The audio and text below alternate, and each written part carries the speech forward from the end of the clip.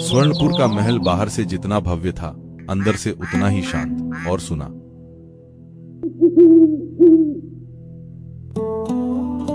राजा वीरसेन जब छोटे थे तब वे तलवार नहीं, कहानियों से प्रेम करते थे। उन्हें युद्ध नहीं, शांति अच्छी लगती थी, पर नियति को कुछ और ही मंजूर था। एक दिन सीमा पर भीषण युद्ध हुआ।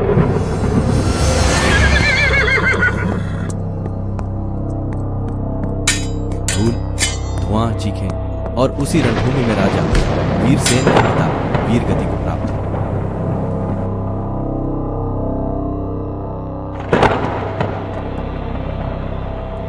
महल में शोक छा आ गया। 12 वर्ष का बालक अचानक राजा बना दिया गया। महारानी ने सिर पर मुकुट रखा, पर उसके नीचे एक डरा हुआ बच्चा था। दरबार बोला, राजा को मजबूत बनाओ। गुरुओं ने कहा, तलवार चलाना सीखो। सेनापति ने कहा, आंसू कमजोरी है। और वीरसेन धीरे धीरे अपने दिल को बंद करने लगे।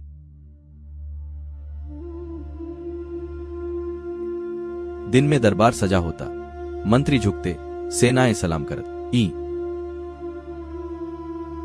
जय हो महाराज।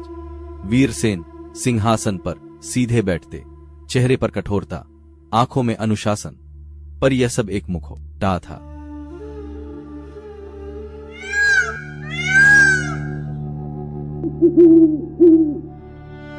रात में महल सो जाता, दिए बुझ जाते।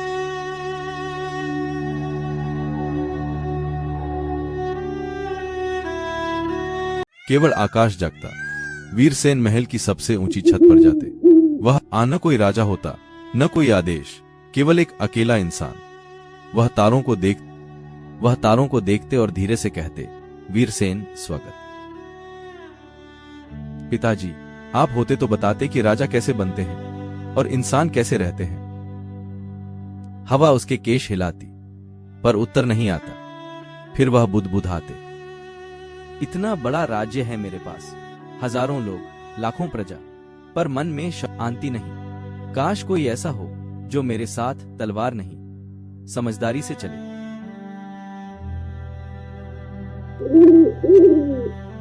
सुबह फिर वही राजा बनना होता, वही कठोर चेहरा, वही आदेश, पर भीतर वह बच्चा अब भी जीवित था, जो एक ऐसे साथी की प्रतीक रुषा में था, जो उसे राजा नहीं, एक इंसान समझ सके। यहीं से राजा वीरसेन की कहानी युद्ध की नहीं, एक दिल की खोज बन जाती है। यूनिकॉर्न रानी की अलग दुनिया।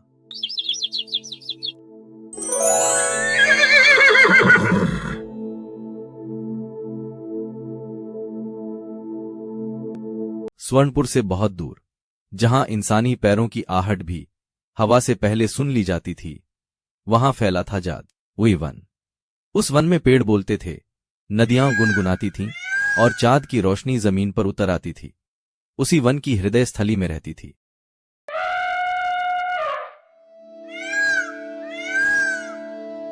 यूनिकॉर्न रानी रजनीरा। उसका शरीर चांदी सा उजला, माथे पर स्वर्णिम सींग जिससे निकलती थी ऊपर आर और शांति की रोशनी। वह केवल रानी नहीं थी, वह उस वन की मां थी। सुबह होते ही वह झील के पास जब आती, जहां घायल हिरण पानी पीते कांप रहे होते।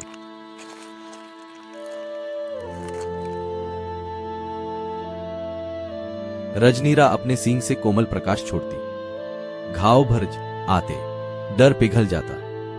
एक नन्हा पक्षी टूटा पंख लेकर गिर पड़ा। रजनीरा झुकती, उसकी आंखों में करुणा।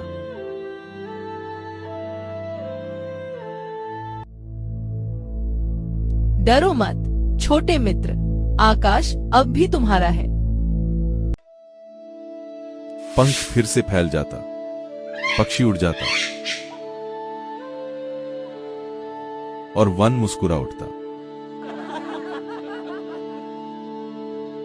पर इस उजाले के बीच उसके भीतर एक छाया रहती थी।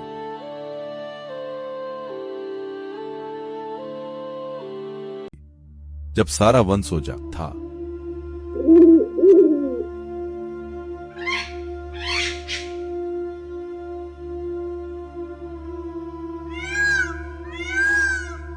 तब रजनीरा नील कमल की झील के किनारे खड़ी रहती।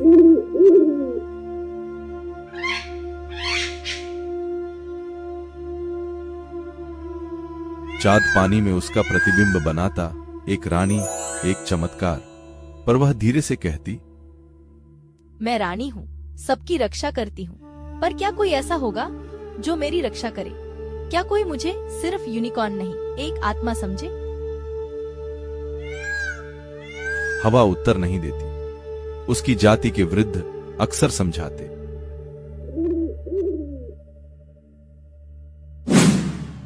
एक और से इंसान बदलते हैं, उनका प्रेम अस्थिर है, उनसे दूरी रखो रजनीरा, तुम वन की रानी हो।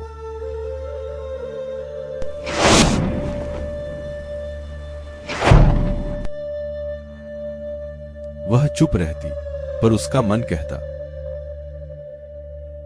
अगर दिल धड़कता है तो वो चाहे इंसान का हो या यूनिकॉर्न का, पीड़ा एक जैसी होती है। कभी कभी वह दूर पहाड़ियों की ओर देखती,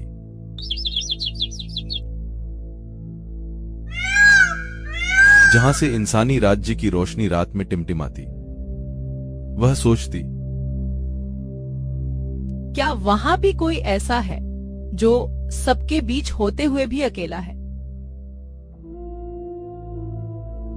रजनीरा का जीवन सेवा और जादू से भरा था, पर उसका हृदय किसी ऐसे स्वर की प्रतीक्षा में था जो उसे पुकारे, रानी नहीं, बस तुम। यहीं से यूनिकॉर्न रानी की कहानी सिर्फ वन की रक्षक नहीं, एक आत्मा की खोज बन जाती है।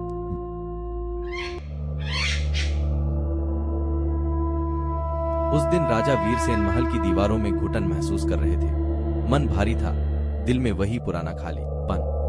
उन्होंने बिना किसी को बताए घोड़ा काठी में कसा और अकेले निकल पड़े। राज्य की सीमा पार करते करते हवा बदलने लगी, पेड़ घने हो गए, रोशनी कम और सन्नाटा गहरा। यह वही जंगल था जहां से भूतिया राक्षस का लभैरव की छाया फैलने लगी थी।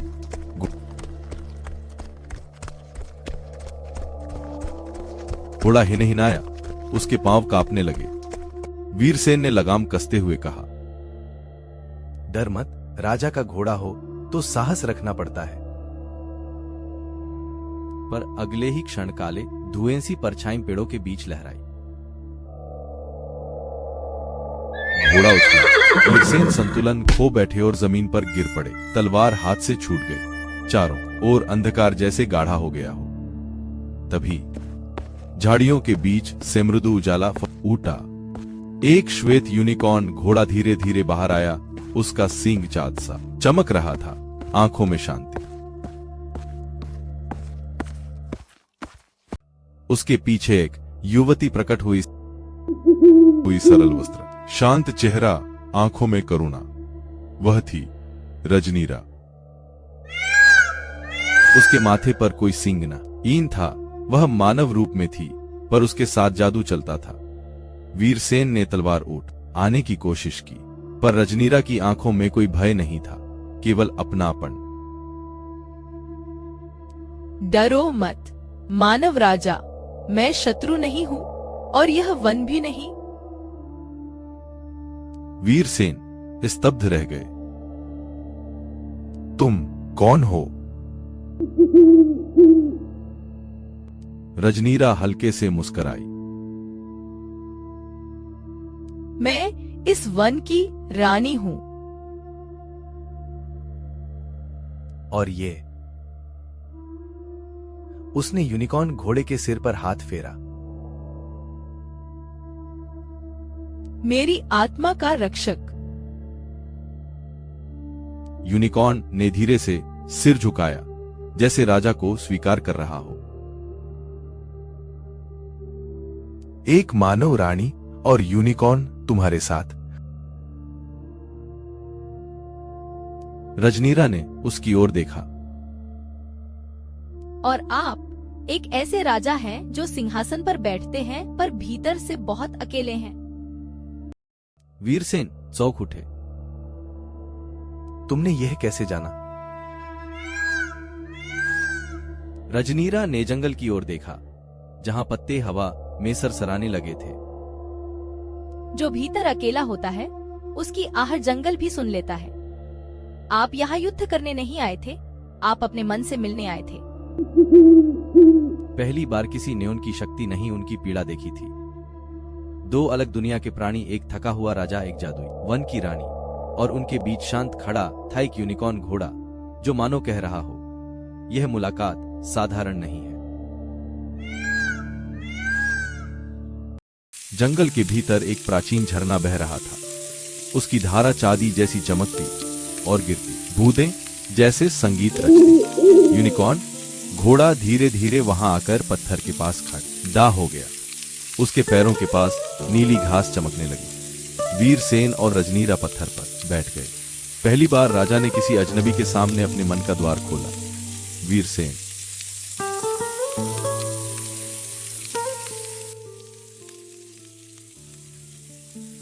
हर दिन मुझे लगता है कि मैं कुछ गलत कर दूंगा और मेरा राज्य टूट जाएगा। मुझे डर है कि लोग मुझसे प्रेम नहीं, केवल भय करें। झरने की ध्वनि उसकी बातों को दूर तक ले गई। रजनीरा ने उसकी ओर देखा, न रानी की तरह, न जादू की तरह, एक साथी की तरह।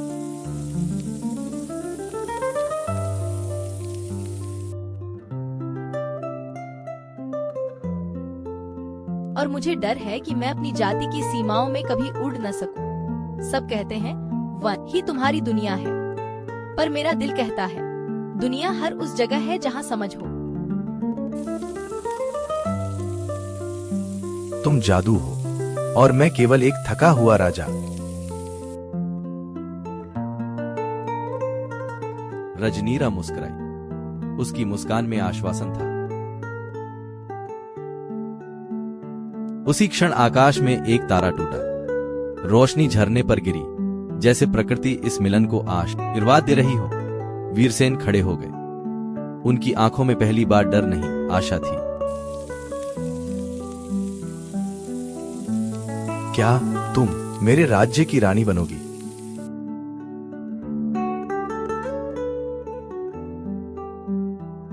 रजनीरा उठी। यूनिकॉर्न घोड़ा उसके पीछे आकर शांत खड़ा हो गया। रजनीरा ने सिर झुकाया। यदि आपका राज्य केवल सिंहासन नहीं, एक घर है, तो मैं अवश्य आऊंगी।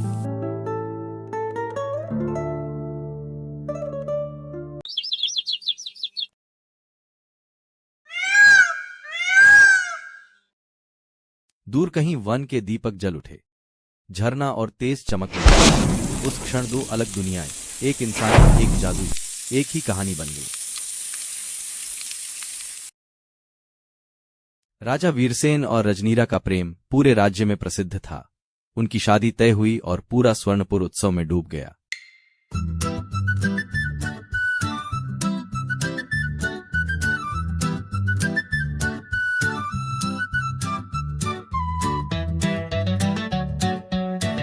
लेकिन राजा वीरसेन की मां थी महारानी धर्मवती। वह बहुत अनुशासित पर स्वभाव से कठोर थी। उन्हें डर था। एक यूनिकॉर्न रानी, क्या वह इंसानी परंपराएं निभा पाएगी? क्या यह बहू हमारे राजवंश को संभाल पाएगी? शादी हुई। पूरा आकाश फूलों की वर्षा कर रहा था। रजनीरा ने जैसे ही महल में कदम रखा, उसने झुककर चरण स्पर्श किए। माँ, आज से आप मेरी गुरु हैं। मुझे सिखाइए कि एक सच्ची रानी कैसे बनते हैं। इस बात से महारानी धर्मवती खुश हो गई।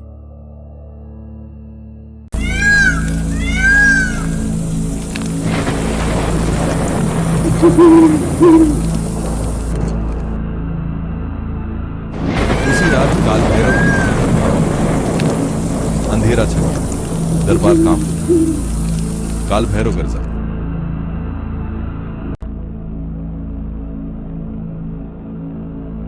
यूनिकॉर्न रानी, इस राज्य का प्रकाश तुम्हारी वजह से है। आज इसे बुझा दूंगा। राजा तलवार लेकर आगे बढ़ा, पर रजनीरा ने उसका हाथ रोका। नहीं स्वामी, क्रोध से अंधकार और बढ़ता है।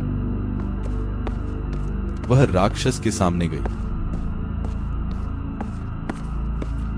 काल भैरव, तुम कभी रक्षक थे। तुम्हारा दर्द मैं समझती हूँ, पर अंधकार से उजाला मिटता नहीं, उजाले से ही अंधकार बदलता है।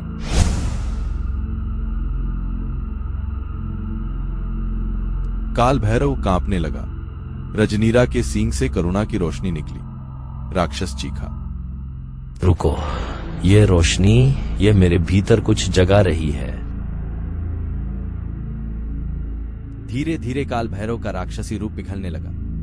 वह घुटनों पर गिर पड़ा। मुझे क्षमा कर दो।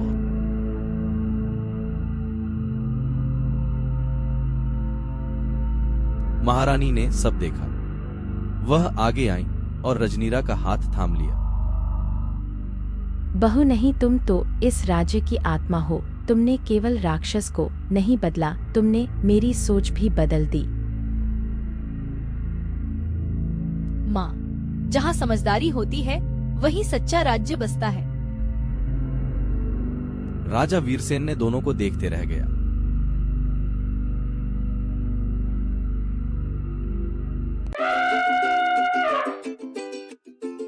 आकाश में फिर से उजाला फैल गया। स्वर्णपुर सदा के लिए प्रेम, समझदारी और शांति का राज्य बन गया।